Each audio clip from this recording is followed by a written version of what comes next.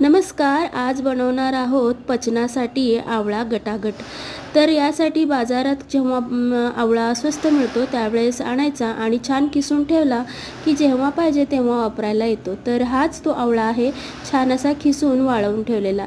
जिरे पावडर, थोडीशी अजवाईन आणि हे लवंग, काळं मीठ वापरलेलं आहे. थोडीशी हिंग घालायची आहे आणि त्याचबरोबर इथं सुंठीची पण पावडर बनवलेली आहे. सगळं पावडर बनवून झाल्यानंतर असं नाईस असं पावडर बनतं आणि आता हे सगळं मिक्स करून लाडू बनवण्यासाठी म्हणजे छोटे छोटे गोळे बनवण्यासाठी आपण वापरणार आहोत इथं गुलकंदमधून मिक्स झाल्यानंतर हे असं खूप छान सारण तयार झालेलं आहे.